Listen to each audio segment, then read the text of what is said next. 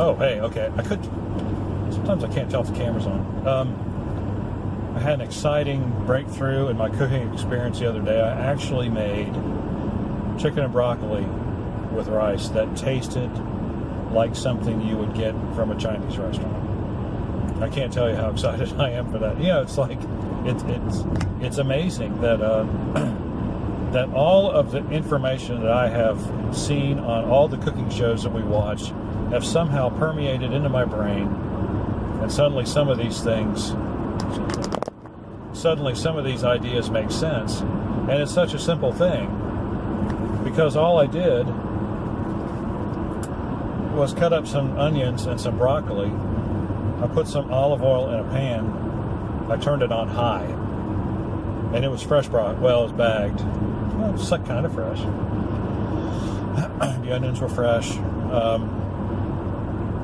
Threw those things in there, and they started immediately to fry. And you know what I learned the key is? The key is to keep that pan moving.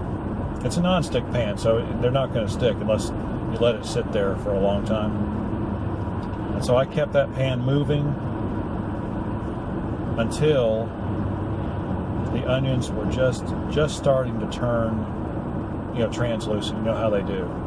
You know how they do if you cook. So, well, I guess I need to back up. I cooked the chicken first. Well, yeah, I cooked the chicken first in the pan. Just a saute pan, just like a 10-inch saute pan. Used some oil in that. Threw that chicken in there, salted it, peppered it. Did the same thing, kept the pan moving. Now, I've noticed that meat is a little bit trickier, because if you're cooking it on really high heat, I don't care what it might just be a matter of technique for me. But it does start to stick a little bit. I don't care if the pan's non-stick or not. Or it leaves some, I don't know, like some protein on the pan, or fat. Maybe it's burning fat. That could be it too. But yeah, it starts to stick a little bit, so you really have to be careful and keep that meat moving on that pan. Shaking it back and forth, doing that little flippy thing, you know how they do on TV? And then I did that, set that aside, so that, I digress some more. I soaked it in some cornstarch solution first, because I read somewhere that was a good idea, and I think it really is. I don't have anything. I'm not sure why it makes it better, but I think it does. Anyway, I got it done. I set it aside. I tasted a couple pieces. It was really tender. It really tasted good. So then I realized I hadn't cooked the noodles yet, because I didn't do rice. I did noodles instead, because noodles are just easier to deal with. And then I realized, I've got to cook some noodles. So I cooked the noodles, threw some farfalle in some boiling water, let it cook. I let mine cook for about 7 minutes, and that generally gets the noodles to where they still have some meat to them, for lack of a better word. They're still a little bit stiff, just slightly stiff. They're not mushy, and they're not totally 100% flexible yet. So I did that, drained the water, put the noodles back in the pot, and then I took some soy sauce and just squirted it in there, started it up, put the lid back on, off the heat. And so the noodles were done, the meat was done, and then of course I did the vegetables. And when the vegetables were done,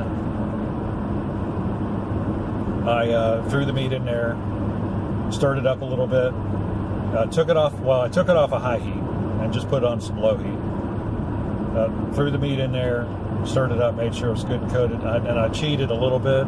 I got some pre-made sauce from the Food Line. I'll learn how to do that someday, because all it is soy sauce and some other stuff. I looked at the label, so it's not the Impossible Dream or anything. And then I threw the noodles in, stirred it up, and covered it. And I forgot to mention, I did all this stuff in a separate pan.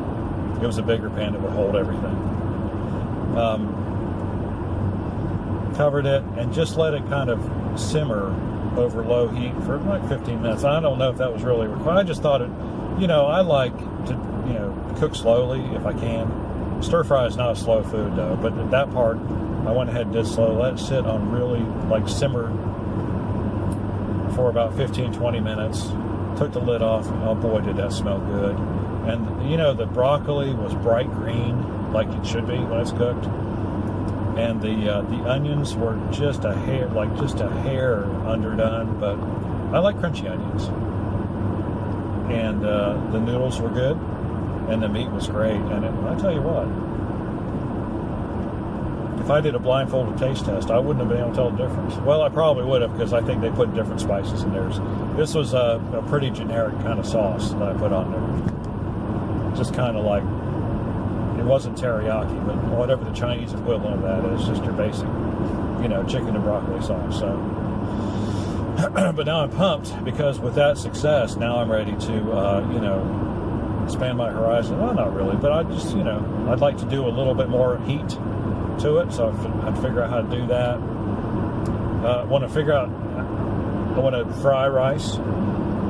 Haven't really looked into that yet, although I assume you basically cook it and then throw it in the pan and fry it, pretty much. I don't know. Anyway, that's the big news on the cooking front this week. I may do a video on that sometime, just to show you all the steps I went through, because it really, you know, for years I've wanted to know how to cook, or how to make Chinese food at home. And, you know, it always ended up mushy, and, you know, it was never, it was good, but it wasn't like Chinese restaurant good, you know? So yeah, this is exciting. So anyway, what's your experience with cooking Chinese food at home? Can you make it like it tastes like it came from this, you know, the restaurant? Tell us your experiences. If you have any questions or comments, please do so in the section below. Like and subscribe. We appreciate it when you do. We'll see you on the next one.